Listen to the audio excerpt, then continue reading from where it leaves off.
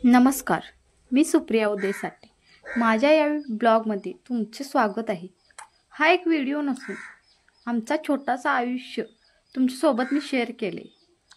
आईवडिलांच्या इच्छेविरुद्ध जाऊन 7 वर्षापाठीमागे मी love marriage केलं।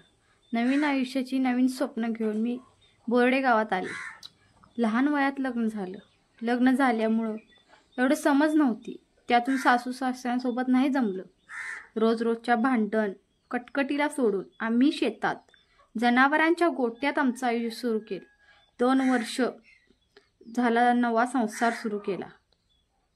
जनावरांच्या गोट्यात संसार करून राहणं इतकं सोपं नव्हतं। ना कोणतं सुख सुविधा होती, ना लाईट होती। आम्ही दोघे आणि आमचा 3 वर्षाचा मुलगाही आमच्यासोबत परिस्थितीशी झगडत होता।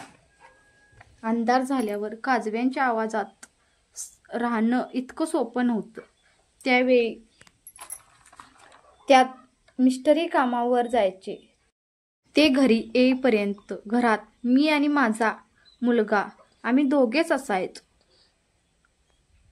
ते घरी येईपर्यंत आमच्या दोघांच्याही जीवात जीव नसायचा। या दिवसात मात करून एका कोंबडीपासून आणि 3 शेळ्यांपासून आम्ही नवीन प्रवास सुरू केला आणि तोच प्रवास आमचं एक विश्व बनलं। एक कोंबडीनं आम्हाला जवळजवळ 200 कोंबड्या करून दिल्या आणि 3 शेळ्यांपासून आम्ही 25 शेळ्या उभ्या केल्या। या आमच्या प्रवासात आम्हाला माणसांची साथ कमी लाभली आणि आम्ही पाळलेल्या श्वानांची साथ खूप लाभली। त्यात बाल्या, जानी, राणी, प्यारी होते। त्यामुळे आम्ही इथं निश्चितपणे निवांत असे राहू शकलो, कोणत्याही काळजीशिवाय, आणि अजूनही राहतोय। त्यांची साथ आहे म्हणूनच आम्ही बिनधास्त आहे। म्हणतात ना, ज्याच्यासोबत कोणीही नसतं त्याच्यासोबत देव असतो, पण आमच्या बाबतीत असं नाही घडलं। त्याच्यासोबत आमचे श्वान आहेत म्हणून आम्ही आजही बिनधास्तपणे आमचा फार्म त्यांच्या जीवावर सोडून कुठेही जाऊ शकतो। म्हणून प्रत्येकाच्या घरात एक तरी विश्वासू श्वान आवर्जून पाळला पाहिजे। माझ्या आजोबांची शेवटची आठवण म्हणून आलेली आमची कल्याणी गाय आणि तिच्यासोबत पांढरी गाय आमच्या विश्वास सामील झाल्या। लक्ष्मी बनून आलेली कोंबडी, तिचं विश्व तिनं बनवलं, पण त्या विश्वाचा मात्र त्रास शेजाऱ्यांना होऊ लागला। त्यांचा त्रास कमी करण्यासाठी आम्ही नेटचं कंपाऊंड मारलं, पण काही दिवसांनी ते फाटलं।